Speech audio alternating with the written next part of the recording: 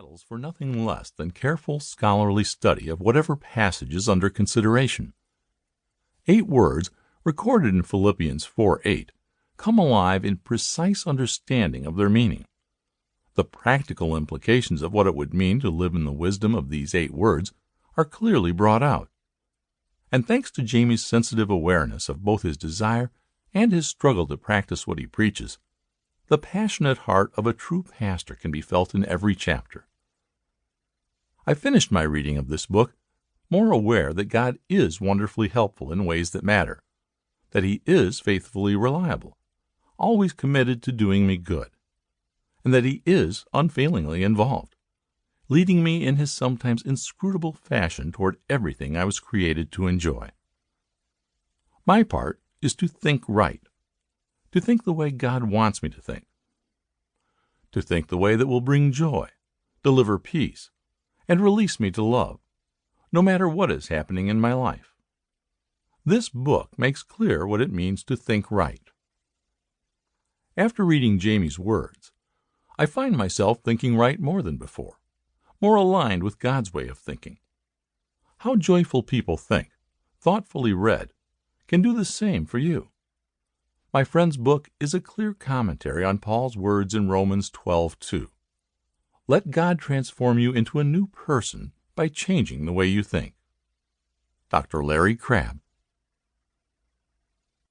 Introduction. 2 psychologists from Cornell University conducted a fascinating study a few years back. They wanted to understand the role that perspective has in light of one's particular circumstances. To accomplish this, they studied Olympic medal winners, specifically the contrasting levels of satisfaction and happiness among gold, silver, and bronze winners. Measuring the athletes' facial expressions and body language immediately following their performance, as well as while receiving their medal, these psychologists used a scale of 1 to 10 to determine the athlete's happiness response, 1 being agony and 10 being ecstatic. The results were surprising, and the data was overwhelming. The third-place bronze medal winners were hands down quantifiably happier than the second-place silver medal winners. Analyzing video footage of the 1992 Summer Olympics in Spain, the psychologists found that immediately following the athletic competition and realizing the outcome, silver medalists scored an average of 4.8 on the happiness scale, and bronze medalists an average of 7.1. The researchers observed similar responses when these same athletes subsequently received their medals during the awards ceremony. What conclusions did they draw? First, and most obvious, third-place competitors were thrilled simply to have received a medal. They could have been a footnote to the event. Instead, they got to stand on one of the 3 steps at the end. The second-place finishers, however, focused solely on how close they came to being first.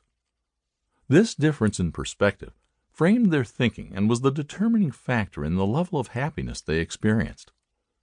The psychologists performing this study would go on to call this phenomenon counterfactual thinking, the ability to think differently about a circumstance than the facts would appear to dictate. Or put even more plainly, the ability to have our thoughts make all the difference to our joy. Our thinking matters. I think there is something to all of this. Some people go through a nasty marital breakdown and remain bitter the rest of their lives, while others who experience a similar breakdown become more loving, compassionate, and forgiving.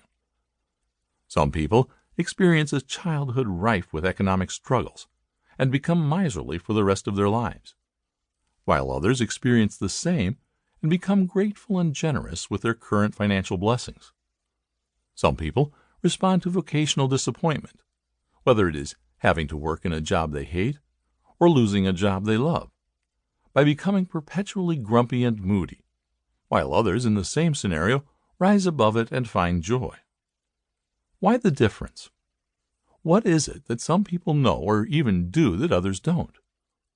How can some folks get a third-place medal and be happy, while others who compete in the same competition, perform better, and win a silver medal are much less happy? I submit